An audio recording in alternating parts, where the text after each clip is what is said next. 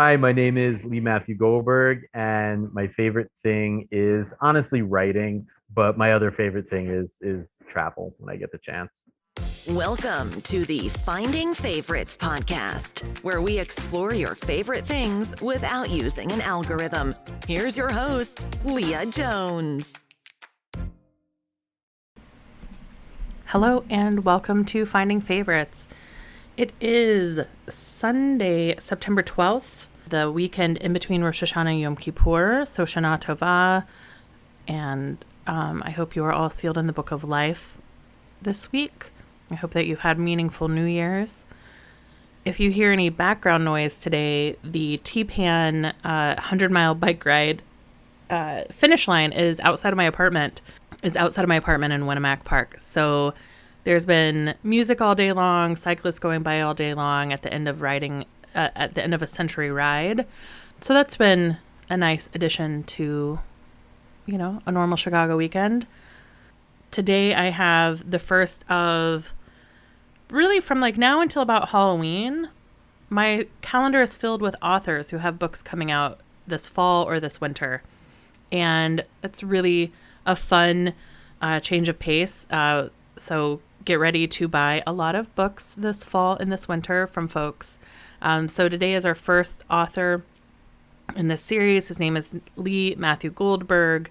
His new book, Stalker Stalked, comes out on Friday. So you can listen today, get your pre-order in, Kindle, paperback, audiobook. I've had a good week. I am enjoying having a month without medical stuff going on much. My first surgery will be at the end of September. This week I did, for folks who are new to the podcast, I am early in a stage 1 breast cancer diagnosis. And I found out that I'm going to have chemo. I'm going to lose my hair. Right. I've shaved my head for St. Baldrick's. It's a great fundraiser. I know I can rock a bald head, but I'm not sure I can rock not having eyebrows. So this week I went and got permanent makeup.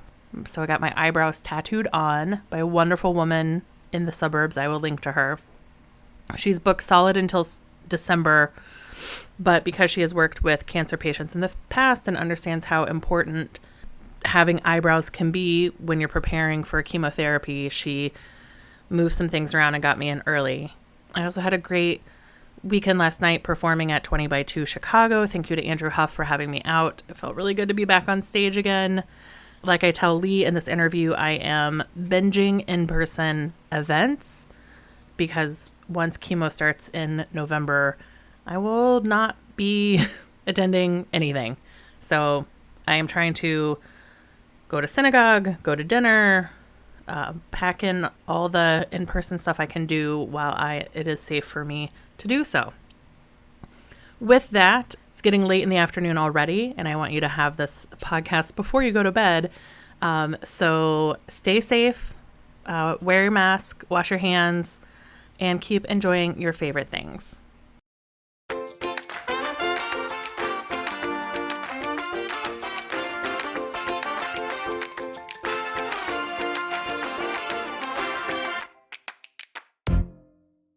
Hello and welcome to Finding Favorites. I'm your host, Leah Jones, and this is the podcast where we learn about people's favorite things and get recommendations without using an algorithm. Well, fall book season is here, and basically until Halloween, all of my guests are authors with books coming out in 2021. And this is a really exciting, chapter in Finding Favorites. And today I am joined by Matthew Goldberg. Lee is an author of 8 novels, including The Ancestor and The Mentor. And he has a new book coming out this week. It's publication week for his new novel called Stalker Stalked. Lee, how are you doing this afternoon? I'm great. Thanks so much for having me on, Leah. Thank you. So where in the great world are you today? I am in Midtown, New York City. Awesome. So are you in a block that was flooded last week, or did you stay dry? I stayed dry. So how Manhattan works is it goes up as you go uptown. So the lower numbers tend to get flooded a little faster, and the higher you go up, the less chance. So yeah, it was a lot of rain, but when I woke up the next day, it was fine, and that unfortunately wasn't the case for a lot of other people. Yeah. I've never seen it was just stunning. The videos that came out of New York that day were just hard to imagine. Yeah, I mean, especially there was one of the 28th Street train station, which is maybe like 10 blocks from my house, and just water gushing down. Yeah. I've never seen anything like that before, and I don't know. Hopefully, it'll be an indicator of to change things in the future and make subway stations more safe for when that happens. Yeah. Yeah. Did you get to enjoy any of the summer? Did you have any big adventures? I mean, not huge adventures in COVID land, but Right. I've gone up to the beach in Long Island and rented a place and maybe about 3 times throughout the summer, Nice. and took a break from the city. And I'm actually going back out for a month next week. So Oh, wow. yeah, I'm really looking forward to that. And to live in New York, you need to leave it. So Mm-hmm. I'm ready to leave it. Yeah. My big trip this summer was actually a road trip to New York. Mm-hmm. My dad had some sculptures in a show in like 2017, and we put them in storage in Chelsea, and Okay. so we decided it was time to bring him back. And so I drove to New York and back to get the sculptures, and he flew out there and met me, and so we had a slice of pizza, we had pastrami, went to some galleries. I mean, that's what you're supposed to do here. You know, you Yeah. have to get the requisite pizza pastrami. Art galleries are always good. And now things are reopening. I went to Broadway the other day. Oh, So, what did yeah, you see? I saw Passover, the play Passover, and it was Oh, really powerful and excellent. Yeah, it was really yeah. good. And it just felt so good to be like back in a theater. Yeah. I've been in Chicago, the outdoor music venue. There's two major ones, and one of them's called Ravinia, Hmm. and it's not quite an equivalent of the Hollywood Bowl, but you take picnics, you take candles, Nice. lawn chairs, and I hadn't been in years, and this summer I've now gone 3 times. Okay. I mean, an Right? outdoor concert right now, I mean, it's the safest Mm-hmm. probably, and to make you feel like you're, somewhat going back to normal life. I did go, the Foo Fighters reopened Madison Square Garden back in June, Oh, neat. and I went to that. Everybody had to be vaxxed. It was Mm-hmm. before the Delta variant, so nobody wore masks. I mean, it was a really bizarre experience, Yeah. but amazing, amazing at Yeah. the same time. I Yeah, did that was a highlight. it's been really I feel like I'm trying to binge experience some in-person events this summer Yeah, yeah, to like fill up my memory tank for this yeah. winter. Yeah, that's a good MO, I think. Yeah. Yeah, in retrospect, I almost wish I did more. I don't know. Yeah. But yeah, I don't know. Fingers crossed, maybe the winter won't be so bad. Yeah. Now you're a prolific author. Thank you. I think eight published novels counts as prolific. Yeah, yeah. I'm pretty quick. While you've got a book coming out this week, are you already working on the next books? Yeah, so I had a young adult series also out this summer Mm-hmm. called Runaway Train, and the third book is due on Halloween. So I've been racing to finish up the third and the final book in the series, and that'll probably come out. I don't know, probably early 2022. Oh, that's exciting. Yeah, So, and I'm sorry, I was gonna say it's very different. I mostly write thrillers, so yeah, this is like a sweeter side of me. yeah. So you've got young adult books and adult thrillers. Yes. Hmm. And is the trilogy that you're finishing this fall? Oh, so you're going to Long Island to finish writing your book. I'm hoping to finish it before. So I'm Oh, racing. This week is insane because I have a book coming out. I have about 3 to 4 chapters left to finish of this last book. So I'd like to finish a draft and then go out there and relax and okay. yeah, yeah, yeah. So the We'll the see. the beach trip is a reward. The beach trip is definitely a reward. Yeah, a friend and I are renting a place in the Hamptons. There'll be a pool. I mean, it's Uh, not gonna be so bad. Yeah. that sounds glorious. Yeah, That sounds I'm great. really excited. So I go up on Saturday, so I have about, I don't know, 6 days left to finish this book. Yeah. We'll see. Do you are you a writer who, do you outline the book and then fill it in, or do the characters like tell you where the story is going as you're writing? Yeah, I'm definitely an outliner. My first book, I was like Seed of the Panther, I think they call it. Okay. And that took me many, many years to write, so I never want to do that again. Mm-hmm. So yeah, I outline them almost like screenplays where there's like, kind of a paragraph per chapter, and then I at least know when I'm working, like what I'm going to be working on that day. Yeah. But if it veers off in a different direction, I let it veer. Like but it usually is as it gets towards the end of the outline, the wheels start to come off a little bit. Mm-hmm. Oh man. Well, that's an exciting week ahead of you. Yeah, we'll see. Yeah. Yeah, I mean, if I don't finish the other book by then, I don't, and I'll work on it out there. So it's not do or die, but I'd like Yeah. to.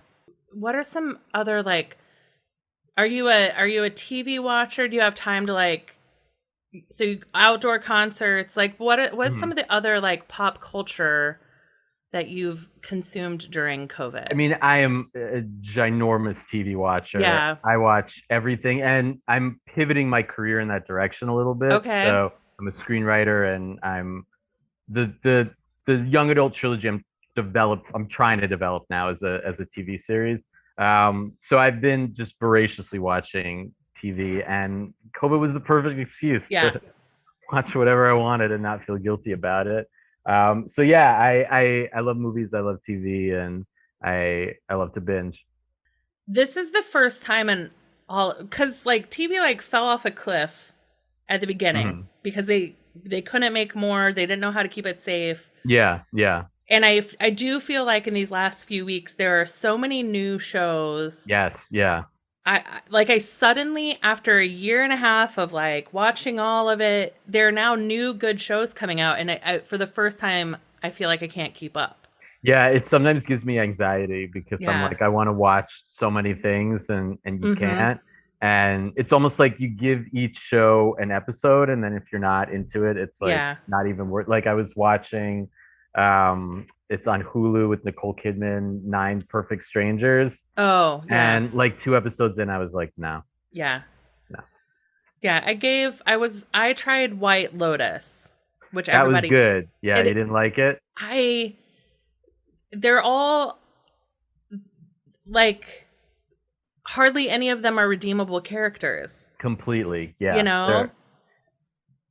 a Like, lot of them get their comeuppance at the end, so yeah, like it has that nice narrative arc. But yeah, it's a show about pretty terrible people. right. Except for like maybe the son who's bullied by his family. Like, he's the only one I'm remotely cheering for. He gets the best ending Okay. That's where good to he's hear. like free from them. Not to spoil it, but Yeah. like he's Spoil like away. he becomes a like a rower with other Hawaiian people, Okay. and just goes off. So like Good. at the end, they're getting on the plane, and they're Mm-hmm. like, "You're coming," and he's like, "No," and he just runs and stays on the island. Good. Yeah, he gets a nice ending. Okay. But I kind of felt the way I did watching Mad Men, which I Hmm. forced myself to watch to the end Hmm. because I worked in agencies for so long that I was like, well, I guess Hmm. these are my horrible people. Yeah, So it's like required to have seen Mad Men, but I was like, they're all awful. I don't care what happens to any of them. And so I'm trying to give myself permission to bail sooner if I don't like any of the people, any of the it's characters. the same with the book. Like I used to have to finish a book if I started Mm-hmm. it, and now after 50 pages, if it's not really capturing my attention, there's a billion other books. I love Yeah. Mad Men. It's one of my favorite shows. Yeah. The era is really interesting to me. Actually, after I finish this book, I have a book that I'm starting that'll Mm-hmm. take place in the 1950s. So I'm Nice. about to potentially even watch it again, like to go Mm-hmm. back to the research of it. But yeah, a lot of them are pretty irredeemable. Yeah. Yeah. But I am enjoying Only Murders in the Building, the Yeah, Steve yeah. Martin Short, the podcast. That one's cute. I like Yeah. that. Yeah. And I just heard last night that a new season of The Circle has dropped, which was Netflix So, like I assume you've heard of the law of attraction, right? And The Secret, and if you Yes. Okay. right, Yeah. manifesting. If you Right. Yeah.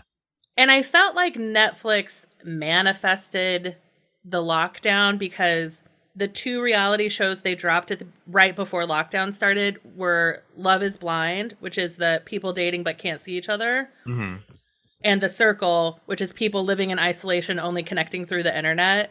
Like, It's like they knew. yeah, they knew They where we were they headed. started the pandemic so they could Mm-hmm. basically put those shows on. Yeah. Yeah, I mean, reality TV. Stalker Stalked is really Mm-hmm. about reality TV, so I've always loved like Survivor and Big Brother. I Yeah. like those competition shows. It's like the gamer in me that likes Mm-hmm. likes that. The other ones I never really watched, but in preparation for writing the book, I binged just horrible reality TV, and I Ooh. got really addicted to a lot of them. Like, hey, whoa, sorry, I got so excited Yeah. my computer fell. Yeah, no, I really got into a lot of them, and I could see the appeal of somebody becoming addicted to them Yeah. completely. What were some of the shows that you were surprised how addicted you got?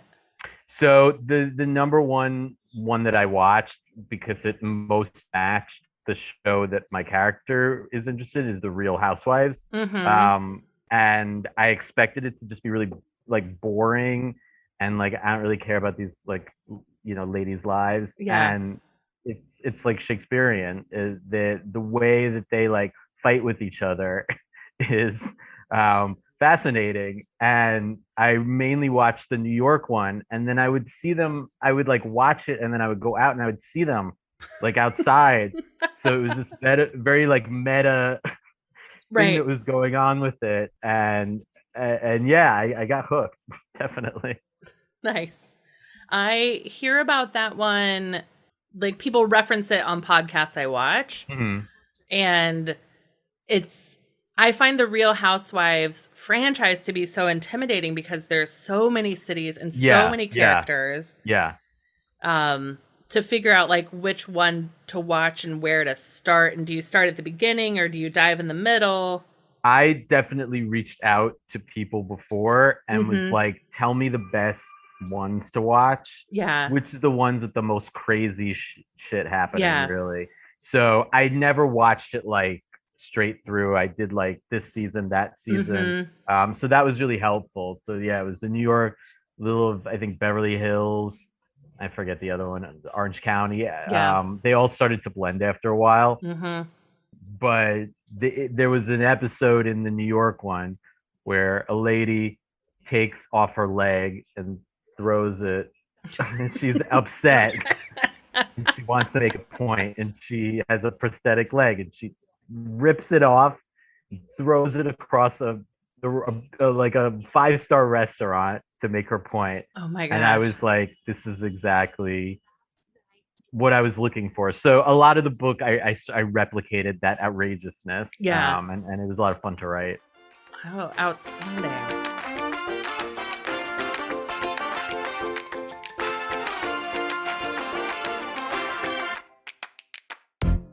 The premise of this podcast is talking about two people about their favorite things. Hmm. You did say you had a hard time choosing.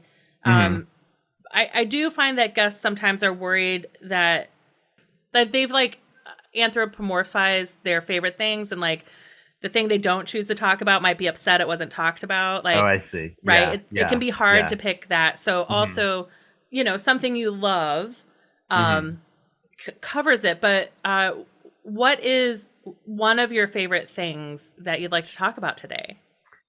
So I think the thing I'd like to talk about is the thing that I haven't really done in the last year and a half that I'm missing the most, which is Mm-hmm. really travel. Mm, And travel's always been one of my favorite things to do. yeah. And especially as a writer, just to like explore so much and the curiosity factor. And it's the thing that I'm feeling like the most empty not doing right now. Mm-hmm. So I think I have to give it up to that because it's the thing most forefront of my mind Yeah. right now that I'm missing. Yeah. Yeah.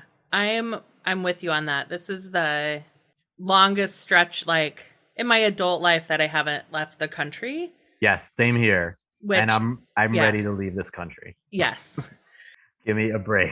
My suitcases are getting dusty, and I don't know where my DOP kit is anymore, and it's very strange. Yeah. I mean, I think I actually potentially, after I get a booster shot, go somewhere, like pick a place in Europe. Nothing insane, like pick a place in Europe and just go. So yeah, maybe like late October, early November. I'm thinking, unless things get absolutely insane again, but I actually feel like it should be okay. Yeah. And so much work can be done from any room with an internet connection anywhere in the world. Yes. That you can. I have thought, like, well, I could just go and quarantine. Like, if I'm allowed to work remote, then I'll make my quarantine in another country. I'll work those 2 weeks, just time shifted, quarantine, and then take PTO and be in another country. And that would be, one way around it. Yeah, I think totally, for me, it'd be like, as long as it's a country that has it. I mean, we do not have it under control, but like New York City has it under control. So like, as long as it's a country that's like on the same level as where New York is right now, I would be comfortable. Right. Like, I'd be more comfortable doing that than going to like Kentucky right now. Yeah, absolutely. No shame to Kentucky, but yeah. So when you look back at your life, did you grow up in a family that traveled, or was traveling something you started to do as you became an adult? We were very much like America travel. So my parents were really great at like showing me America, but we never left the country. And then in college, I got that bug. And I try to do like once a year, like a big trip somewhere I'd never been. So yeah, that's been the hardest, that the absence of that, like, it just feels weird not to do. And like, just see something different other than like Midtown. Right. Yeah. What were some of when your family was traveling and seeing America, were you a road trip family? A little bit. I mean, never like a day in the car. But yeah, we would drive. I mean, we did a lot of the Northeast. We did Florida. We did like islands, so they would take me to Puerto Rico and places like that. We went to Niagara Falls. So it was all like in a certain area that we went to. But yeah, we would rent houses in the summer somewhere, and my parents are always really good at getting, like, I grew up in New York City as well, so like getting the city kid out of New York as much as possible. Yeah. And what were some of those first trips that you took on your own? So my first trip out of the country, I had a friend who was studying abroad in Sweden, and a few of us visited her. And I chose not to study abroad because I was stupid. So like that, we went for 2 weeks, and like that was my study abroad experience, and I just loved it. I mean, Sweden was just, the people were so nice and cool, and the food was interesting, and it was beautiful. And it was spring, but it was freezing. Right. Like, it was just so, I don't know. It was different. It was just so different. And yeah, I really just fell in love with Europe. And then every year I went back in some form. Yeah. Yeah. I did study abroad because my undergrad was in chemistry, and the chair of my department, it's not a supervisor, and my advisor, she was like, Leah, kind of like, of the people in your class, like, one, you don't have a career in chemistry coming. Like, okay, all right. We all know that's not your path. Okay. Better to be honest. Yeah. Yeah. And we think you are the person who would, like, you would just really benefit from studying abroad. You would get a lot out of it. They waived graduation requirements for my major, so I could go. Yeah. And I was like, but I'm an RA. That's my identity. And then I went and I talked to like the director of housing, and he was like, no, you should study abroad. So like I went to Argentina my senior year, Oh, cool. which was Very cool. amazing. I loved Yeah. it. Yeah. Yeah. I kind of kicked myself. I got into a program in Norwich, England. It was like a Mm-hmm. creative writing program, and it was very intensive. And I kind of was like, I really just wanted to like go and hang out in Europe. Didn't Right. want this like intensive writing experience. Yeah. So last minute, I just chose not to go. Yeah. But I feel like I've made up for it Mm-hmm. somewhat. Yeah. Yeah.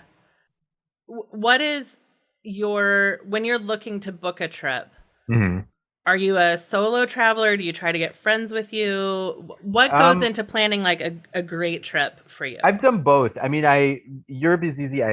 One of my best friends lives in Europe, Mm-hmm. so it's always been easy as like a yearly thing to catch up with them and then do some traveling off of that as well. Yeah. So that for the last, I would say like 8 or so years has been the experience.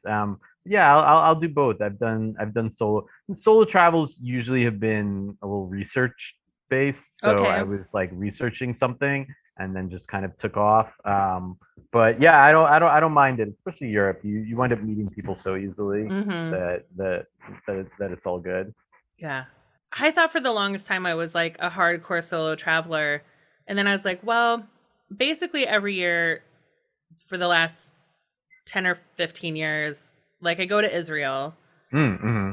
where I have a ton of friends Yeah, who keep getting married and having babies. So I got to go see those babies. of course. Yeah. And I'm like, okay, yes, I'm traveling alone, but every day I'm having a meal with a dear friend. So that's not Yeah, really no, solo that's travel, not you know? no, that's not solo traveling. That's seeing friends basically Right. and then taking a minute to yourself. Right. Yeah, it's a staycation with a 15-hour flight. Right. Israel has been on my I'm obviously my last name's Goldberg, I'm Yeah. Jewish. Yeah, Israel's been on my list to go to for a long time. I wish I had done Birthright. Mhm. That was really dumb not to do. And I have family out there. My Yeah. family out there is a little religious, Mhm. but um they always with open arms were like, come out. Yeah. So maybe someday. Yeah. It's it is hard to get there right now. Like Yeah, no, now it's not my it's priority. yeah.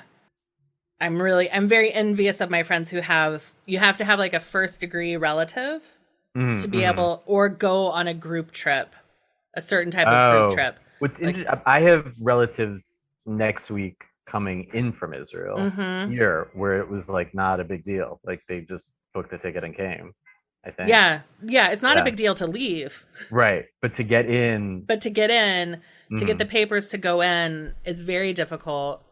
And then when they go back, like it's a negative test, like the day before your flight, you land, you go home immediately, and you have to get like X number of negative tests or quarantine for 14 days. Wow. And they all Okay. have the app on their phone where like the police are showing up at their door. Like they take it they take the trying to isolate the virus very Oh yeah. Oh seriously. yeah. They're the opposite of America, Yes. Yeah. It helps basically. it's a country the size of New Jersey, so like it's easier. Right, right. No, Yeah. no, absolutely. I mean, you see that here. You see like certain, like the Northeast right now is not bad. We've been more vaccinated than most of the country. It's showing that, get vaccinated, unlike some other places. Yeah. Is most of your travel in Europe? Have you gone to Asia, Africa, Latin America?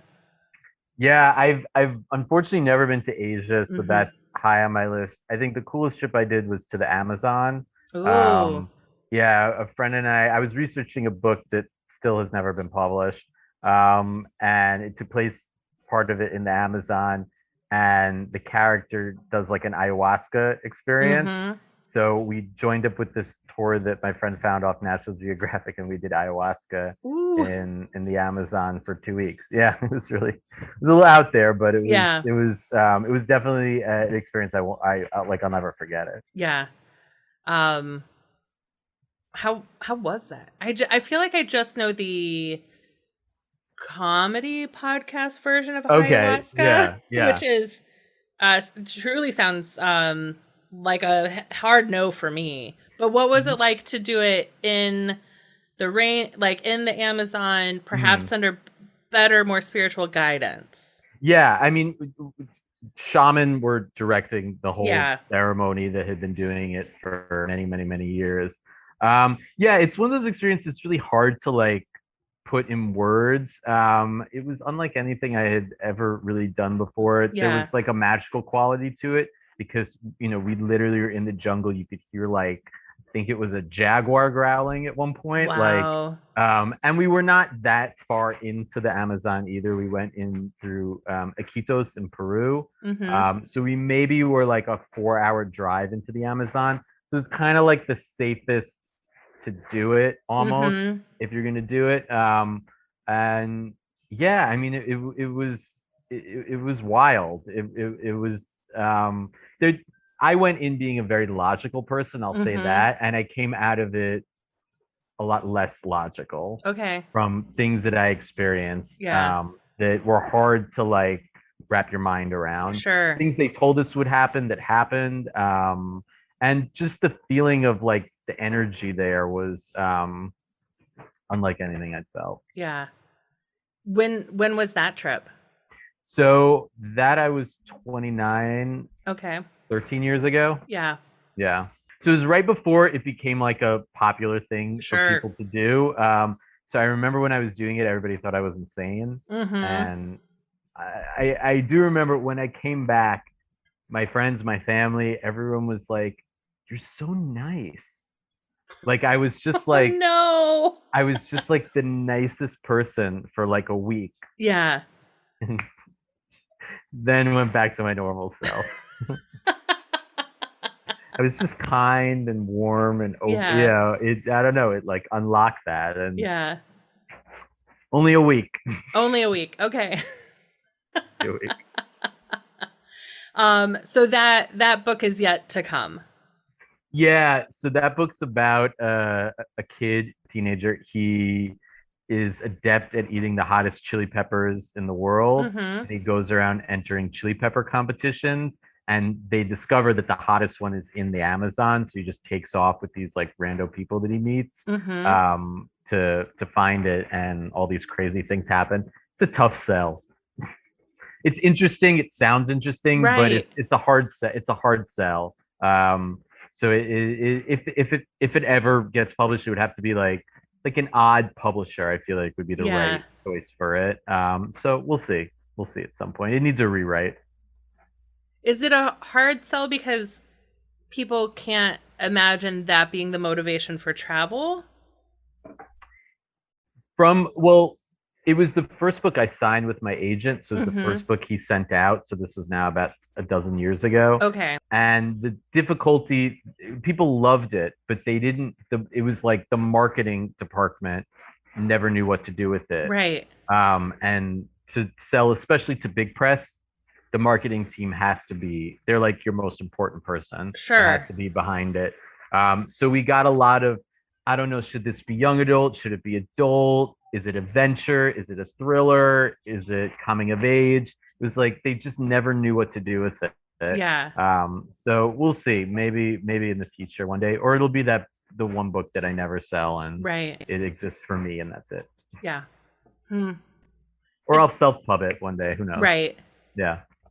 Maybe you can get the guys at the Hot Ones. Maybe it can be the first book they sponsor. Ooh, that's a good idea. Yeah. Yeah. I was more plugged in that world when I was writing it. So I was Mm-hmm. talking to a lot of, they're called like chili heads. Yeah. And there was something at the Javits Center. It was like a convention with like all the chili heads that I went to once. Yeah. And I was getting involved in it a little because it was really fascinating to me and kind of, I don't know, just it was so long ago. It's like I've Right. kind of forgotten about that book a little Right. bit. But yeah, the hot ones would be that'd be good. Yeah. I They're mean, like, huge. they're huge. I don't know. It really seems like now that the appetite for food adventure Mm-hmm. books, I feel like I suspect it's changed over a decade. Yeah, yeah, and I think that I think publishers are a little bit more open to like a book outside of the box than they used to Right. be. Right. So yeah, back then it was also when we first tried to sell it. It was during the economic downturn, so it was Mm, like Enron, and it was like it was right. really hard to sell a book right then. People they really weren't buying, Right. and then I just kind of moved on from it. Like I just Yeah. started writing some other. It was my graduate thesis. Like it almost just feels like a different life. Yeah. But yeah, it's a cool book. It's called Eating the Sun, and I don't know, maybe Yeah. one day I'll go back to it. I think some things have to change Right. definitely with it. But Right. yeah.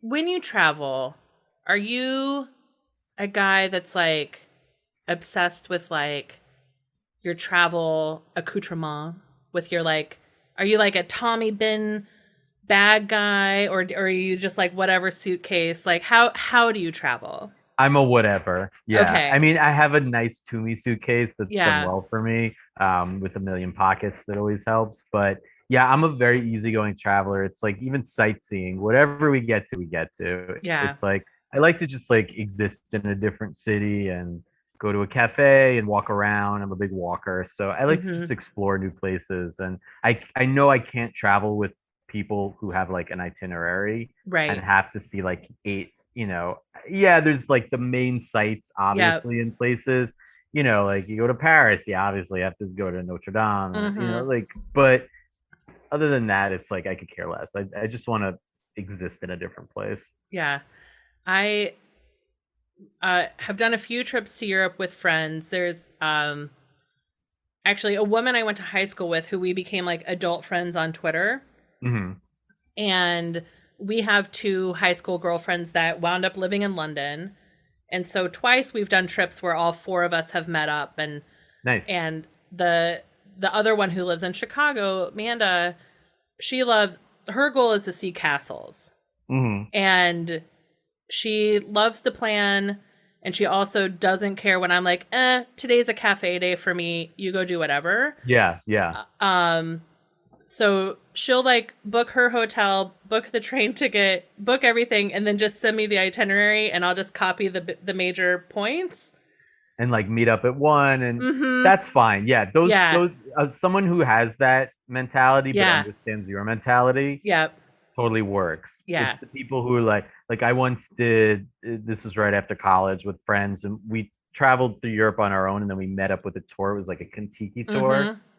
Oh, and it was like 6 in the morning. They would like get us up. They would Ugh. throw us into a bus. They would blast music, and then it would be like a highlight tour of just like, you know, No. highlights in Europe. Yeah, yeah, it was terrible, and I wound Yeah. up leaving it. I was like, I'm good. Yeah.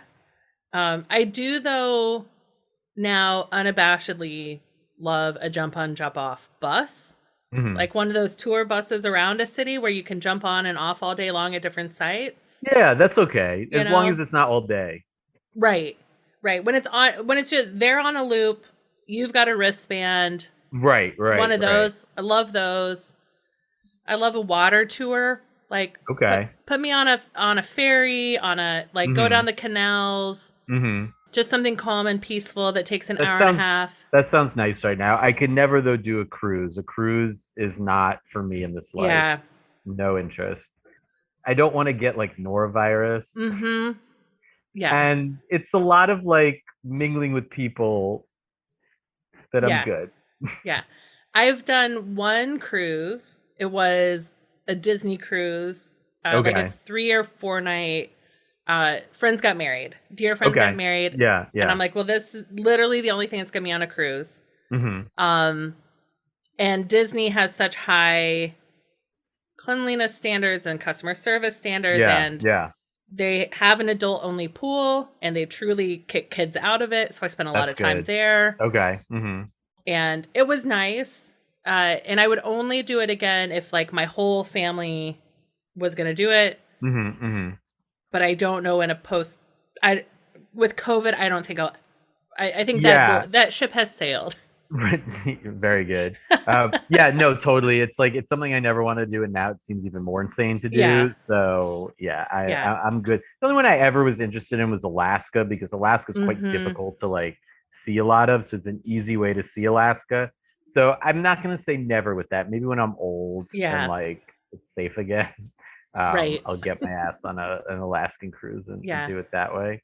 I have a friend who she and her mom, the company is called the Barge Lady, Hmm. and they help people charter private barges for river tours in Europe, Okay. where it's like maybe you and six friends charter Oh a yeah. barge, No, that's great. right? Yeah, And yeah. you have a chef on board, you have Ooh. bicycles, Hmm. and so you sleep on the boat and you in the wherever you know, like you have certain places you dock and then you get on your bicycle and you ride your bike into a European city for the day and then you That sounds come, amazing. right? Yeah, that I would, because I've always wanted to do like a yacht, but like, is Mm-hmm. that ever really gonna happen? Who Right. knows? So that seems like a very doable Yeah. yachtish type trip. Yeah. Yeah. That I early in COVID there was like a Zoom happy hour with friends and I all like sharing our screens and looking at, would we do the Orient Express train?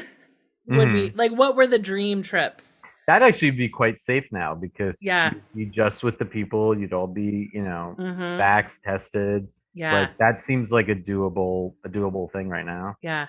What are some of your dream trips? You're like, all right, we're Yeah. vaccinated, it's safe. Japan What are the trips you've been dreaming about? Japan has been on my list for the longest Mm, time. So I'd yeah. really love to just take like 3 weeks a month and just Yeah. go. I've seen a lot of Europe, but I've never done like Greece, Croatia, like that part. So I'd Mhm. love to do that. I'd like to do like my own heritage tour, Yeah. which is like Poland and Romania and Yeah. Russia, which is like not everybody's favorite places, but Poland is I did a Poland trip yeah, 2019. It Poland is stunning. It's there beautiful. are beaches. People Yeah. don't know that. They're Yeah. beautiful beaches in Poland. Yeah. Yeah, no, Poland, and I've been really close. Like I've been to Hungary, and I've almost been Mhm. like, should I go for the day? And then it just never Yeah. happened. And Romania is very random. I think that would be Yeah. really cool. And yeah, I'd love to go to Australia, New Zealand. Mhm. I think I was saying I'm obsessed with the show Survivor, so I'd love to go to like some of the islands that like Palau and Right. Vanuatu and Fiji and all those places that seems like such a cool trip to do. Yeah. Amalfi Coast I've never done. I'd love to do Amalfi. Yeah. I am looking forward to, well, like after Israel, because now like these kids are in like first grade. Hmm. So now the kids can talk and I haven't seen them in years. I am I do want to do like, I want to do a beach vacation. I Hmm. just like, I just want to sit somewhere and have easy access to cocktails and food and like do nothing but like exist in the sun. Yeah. Like I need one of those, Oh yeah. you Yeah. know, and I kind of, well, in a country where it can be ethical. So like Hawaii, like it seems like pretty unethical to go to Hawaii right now. So I'm not going to go to Hawaii, but Hmm. right. Like, Hmm. so I do want like a beach. I've got some of my friends who are like first generation from Greece who have gone back to Greece this summer. That is really climbed on my list after seeing Yeah. like people's Greece vacations this year. Yeah. A lot of people have gone to Greece. I don't know. I just for me like I wasn't ready to get on a plane for that Mm, long. It and yeah. I don't know. I rather just go to the Atlantic Ocean Right. Yeah. right now. And yeah, I had that. I had maybe about 3 times this summer. I was there last week. I had four Hmm. days on the beach. So I feel like I'm good with that. Yeah. I'm nice and tan. Yeah. Yeah. And then I think the other thing I really miss theater. So Hmm. like honestly like a London or New York trip to just get in some shows would be nice. Yeah, You I would know. love to go to London. Yeah, come to New York. Yeah. Things are open again. We want we want tourists back, definitely. Yeah, I came too early. I came before the shows were reopening. Yeah, and it was I mean, for it said that it was half empty, honestly. Yeah. So like they let me move up to the front. Wow. The tickets were like $40. Wow. Yeah, yeah. So no matter what, you would have a good seat. Yeah. On TikTok, I get a lot of TikTok has filtered me into like Broadway TikTok. Hmm. So I'm getting like the actors and the stage managers. So it was the stage Mm-hmm. manager of Hadestown going back for her or their first night,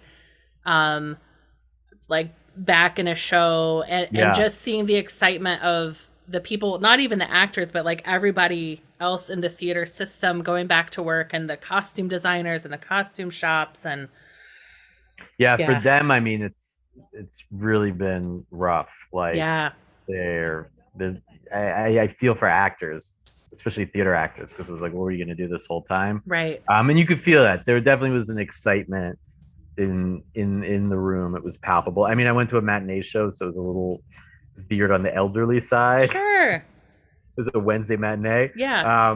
But even that, it's still people were really excited, and the actors you could tell were just like eating it up. It was great. It was a really cool experience. Yeah. Yeah, I'm glad it's back. Yeah. Last night I did, there's a live lit event in Chicago called 20 by 2, and Hmm. it's 20 people each have 2 minutes to answer the same question. Oh, okay. Hmm. Super fun. It's a fast paced show. It was my first time on stage, since before times, and Mm-hmm. it was, they checked vaccination cards at the door. Everybody was wearing a mask, unless you were like actively eating or drinking, and a lot of us were just like shoving our straws under our mask. Mm-hmm. Mm-hmm. And it felt really good. It felt really good to be on stage again. It felt really good to like be in a room, Yeah. you know. Yeah, it's those kind of things that like you're starting to miss the most. It's like Mhm. I see people, I go out to dinner, with close friends, I'm in their apartments, Yeah. but like a party, Right. yeah, like that I haven't done, or a lot for, especially as an author, like author events I'm really Mhm. missing. Everything is virtual. It's been great, like I've been able to have a different kind of outreach during COVID. Yeah. That's been good. And I had one right before the Delta. There's this series Noir at the Bar. They're in like a Mm. few different cities. So they had an event downtown that I went to, and it was Yeah. like multiple conversations with different people, and it was great. Yeah. And it was like one, Right. like a little tease of it. Yeah. Did you feel like you remembered how to do that? It took me about 20 minutes Right. to get back in the, like, okay, I'm talking to these people, and now I'm going to leave them and have a completely different conversation Mhm. with these people who I haven't seen in a year. Yeah. And after about 20 minutes, it was normal again. Like it was, I think, everybody's first like indoor event that they had been Mhm. to. So we all were just so excited. It was like the adrenaline in the room you could feel, Yeah. definitely. Yeah. And yeah, it was unfortunate that it was the only one. Like there was VoucherCon, which is the big, mystery thriller writers convention that happens Mhm. every year. That was canceled. I was supposed to go to that in New Orleans in the end of Mm. August. Yeah. And yeah, it was like all these things that we were like, "Ooh, this is happening," and then not quite. Yeah. But I think 2022 will be very different. And Yeah. yeah, yeah.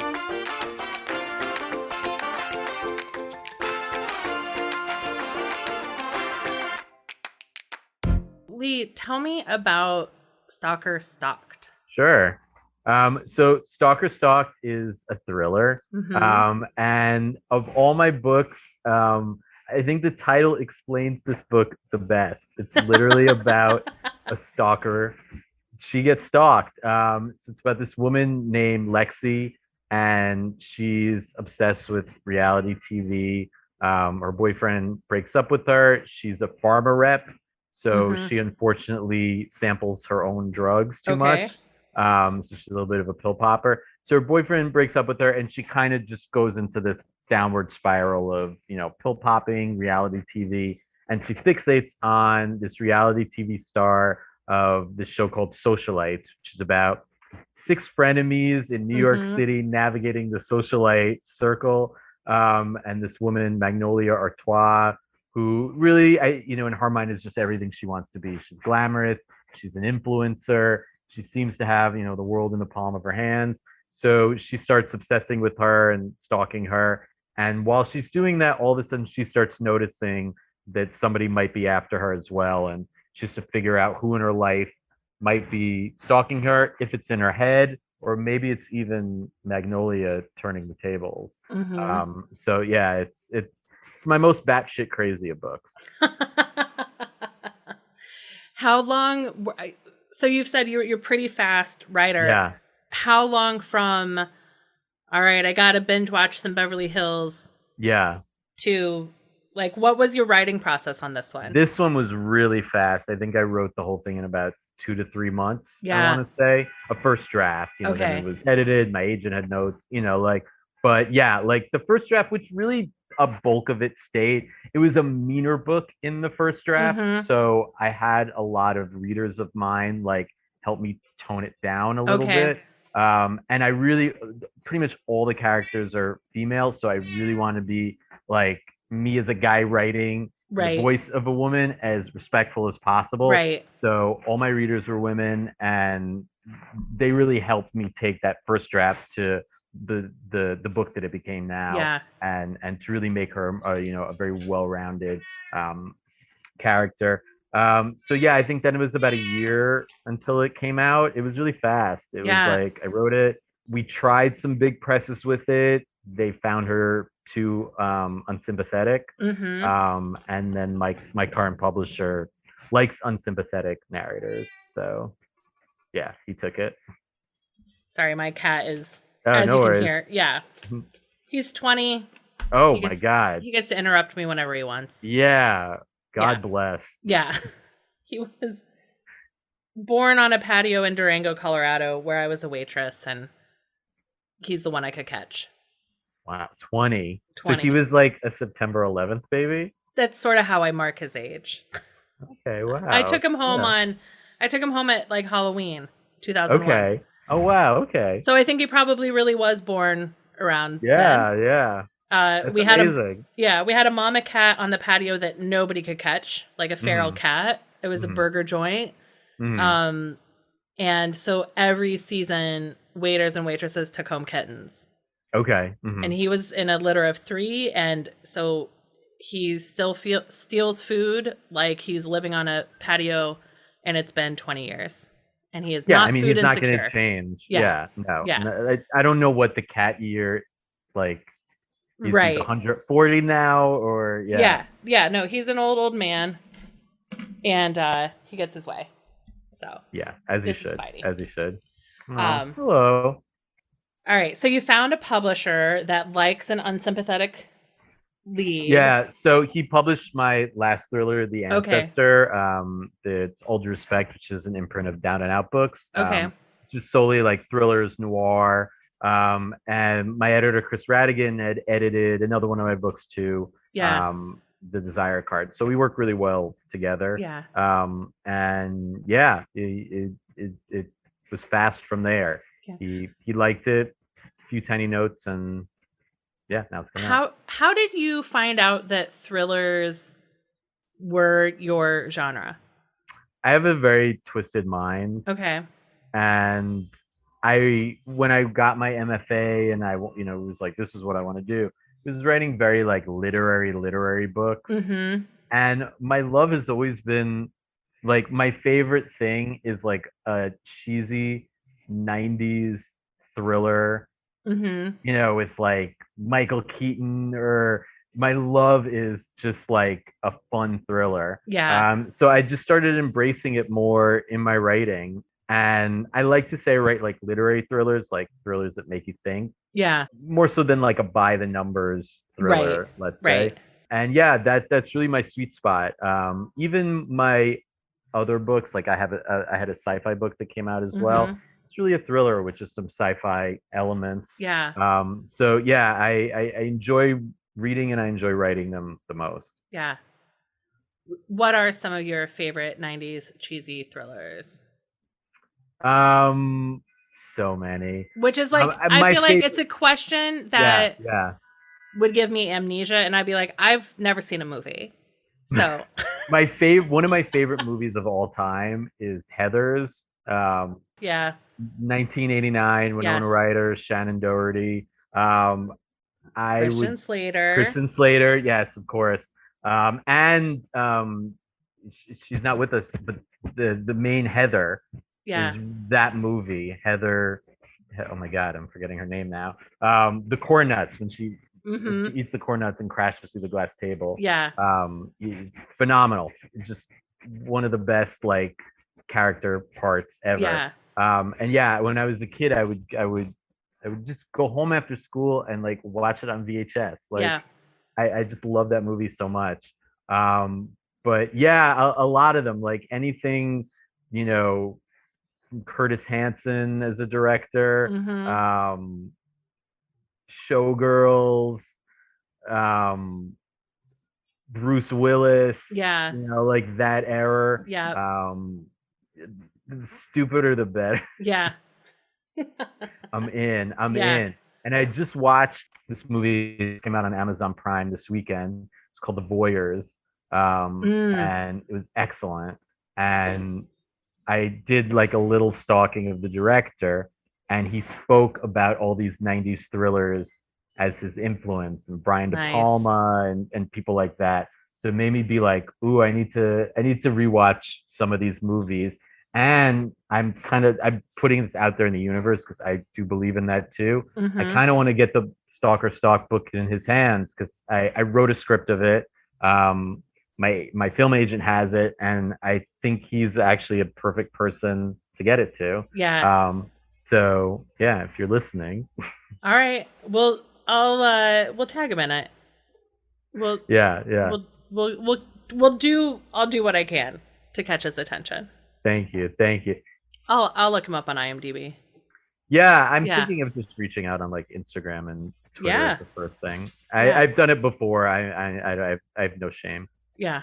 Well, and I think, you know, directors, especially directors at a certain level, unlike the actors, I feel like a little bit more likely to actually check their DMs and completely and interact and I think he would really like there was a lot of similarities between the film that I saw and the book. So I would never want to just randomly send it to. And then the actress I have in mind actually is the one in The White Lotus, Alexandra Daddario. She played the wife of that asshole guy. The journalist. Yes. I think she would be perfect as the lead role. So it's another thing I'm putting out there in the universe. We'll see. That was like, did they date in the story of White Lotus? Did they date for like 2 months? She knew. It really seemed like she married a stranger. Yeah, I mean, I think it was like he had so much money, right? She had struggled her whole life financially, and is like this handsome rich guy, and she kind of fell into that, and her end game is very heartbreaking, because she goes back to him in the end. So it says a lot about the character because you're a little bit rooting for her, and then at the end you're really not. You're like, you're kind of pretty bad yourself. But she was in this other movie, We Summon the Darkness, where she plays a heavy metal serial killer. And that's the role that I noticed her that I really think, you know, works with mine. So would she be your Lexi, or would she be your... She would be my Lexi. Okay. Yeah, she would be my... I mean, whatever she wants to play, she could play. Right. But she would be my Lexi. Yeah. So we'll see. We'll see if I have a good agent and they've gotten my stuff to people before. So it's not out of the realm that's a possibility. Whether she'll read it or like it, who knows? But it could get to her is not insane. Yeah. That's really fun is that one when you imagine your actors, when you're writing screenplays, do you imagine the actors at the beginning of your writing process, or is it like as you write it, you start to realize what actors you would cast if you were also the casting director? Yeah, that's a really good question. I think for this one, while I was writing the book, I imagine her a little bit. Mm-hmm. Although the description in the book is very different, Yeah. and she's different in the screenplay.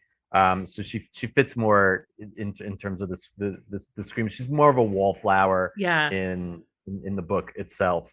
But yeah, when I'm writing a screenplay, I really like to think of who would be perfect in the role. Simply just because you never know, and if you have somebody in mind, it helps because then if it somehow magically gets to them, Right. they're already a good fit for it. Yeah. So yeah, I like to kind of cast it. I used to do that as a kid. I used to. I was actually a screenwriter before I really wrote novels. Okay. So when I was like 13, 14, I was just writing little scripts Yeah. and I would cast the whole script basically like Julia Roberts or Mm-hmm. whoever, Nicole Kidman, and just imagine these people in the roles. Yeah. So yeah, nothing's changed with that. And maybe one day one of them will actually get made. Yeah. What was your one of my early episodes I interviewed a journalist in Chicago, Robert Lorzell, about Space Odyssey, 2001 Space Odyssey. Mm-hmm. And he was telling me how like the screenplay and the novel and like the novelization were kind of all written in parallel. Mm-hmm. So Interesting. did you finish the novel and then do the screenplay? Did you do the screenplay then the novel? Did you go back and forth? Like what was your process there? Yeah, for Stalker Stalk, the book came first, and I just finished the script. So that was written like maybe 2 months ago. I started it. Okay. I'd written it as a pilot episode, Mm-hmm. and I gave it to somebody I knew who's in development, and they were like, "It'll work so much better as a feature. Like, don't. Yeah. It's not worth it. You're like stretching a story too much Mm-hmm. as a TV show." So that was a great note, and I took that. But another one of my books that has yet to be published still. I wrote as a script and then adapted the script into the book. Mm-hmm. So it kind of just depends, Yeah. what sort of works first. That was a very like thriller, like a tight thriller. Mm-hmm. So it helped to have it all scripted first and then to kind of just elaborate on it a little bit. Right. But yeah, normally it's like the book. For me, the book comes first. I'm trying to adapt all my books as scripts, and trying to sell them that way. Yeah. We'll see. That's awesome. That's exciting. Yeah. There's 2 projects now that some things are starting to happen. Not Stalker Stalk yet, but 2 of my other projects. There's one where we have a sitcom actress interested. Nice. So we'll see with that. And then my other one is in like a shopping stage Mm-hmm. now. And are you feeling that I just think there's got to be an appetite for things that are not Marvel. Yes. Like, give Yes. us something original characters, Mhm. an original universe. Mm-hmm. Like, Fast and Furious is great, Marvel is great, but Mhm, like, mhm. there's so many other worlds out there. Yeah, I mean, streaming has changed that completely. Mm-hmm. The idea of an original script in a movie theater now, that's very unlikely. Yeah. Unless there's huge stars attached to it. Yeah. But on Netflix, like I said, this one I just saw was on Amazon Prime. It was a very like throwback to like 90s thrillers. Hulu, Disney, Paramount. I mean, there's a billion of them. So there's really options these days, and then especially with TV shows. We were just talking at the beginning. All of a sudden there's so much content. Yeah. You almost have to choose. It's like a Sophie's Choice. Which one do you watch? Yeah. So there's so many different platforms to sell things now. Yeah. And to get things out there.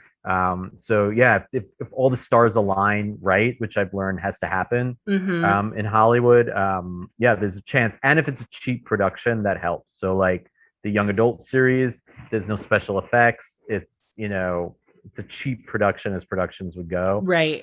So that one has a better chance that way. Yeah.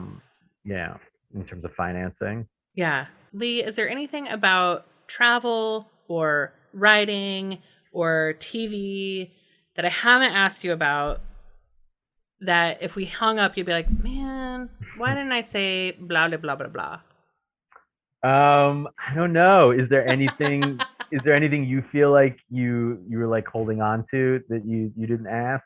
Um, I'm trying to think.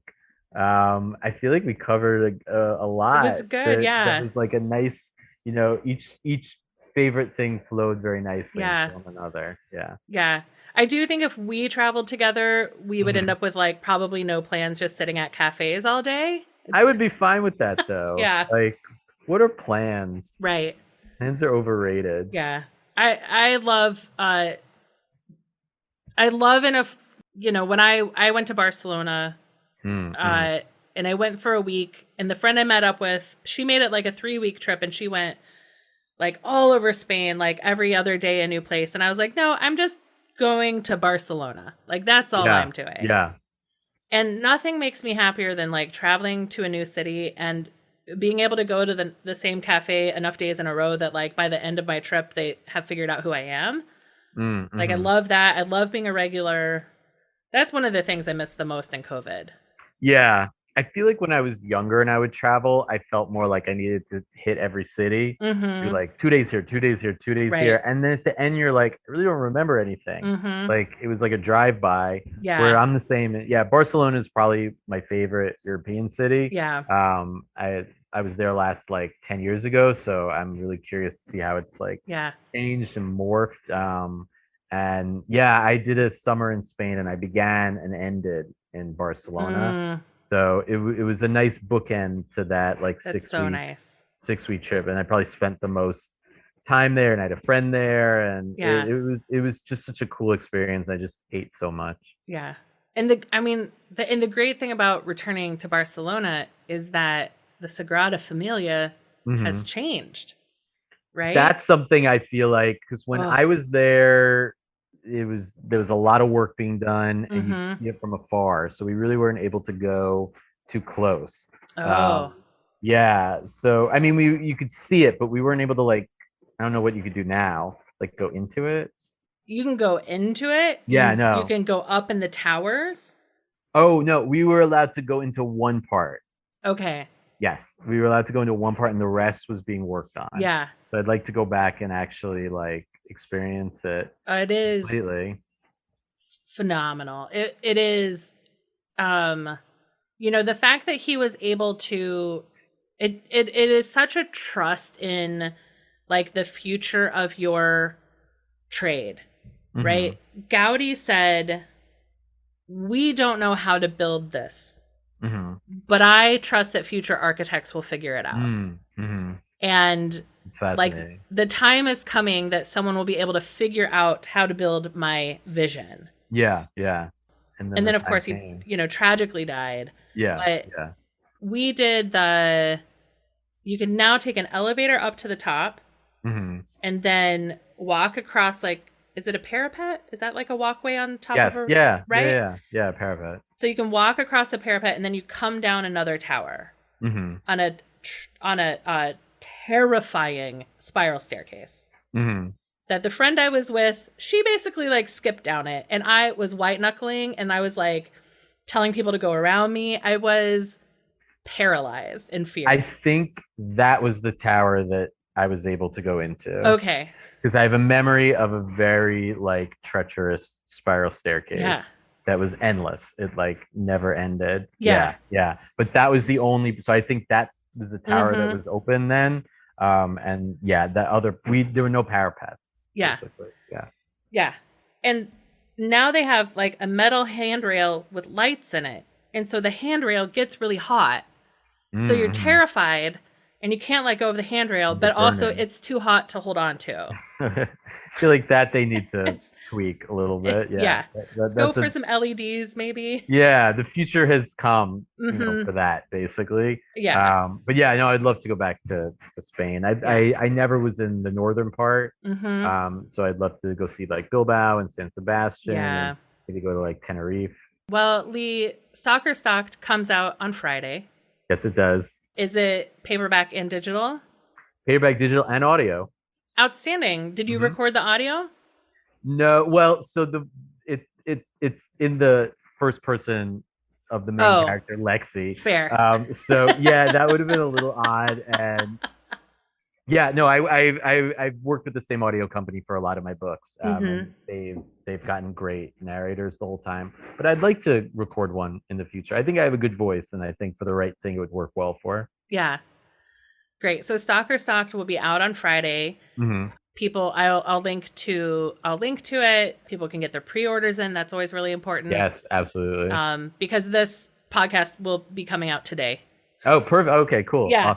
Awesome. And where can people find you online? So the easiest is my full name, LeeMatthewGoldberg.com. And yeah, you can find me on Twitter, on Instagram, all of that mess too. Great. Well, Lee, this has been a blast, and I look forward to. I'm have not, to be honest, been able to read this whole pandemic. Oh, really? Oh, wow. The whole pandemic. Okay. It is ruined my brain. Yeah.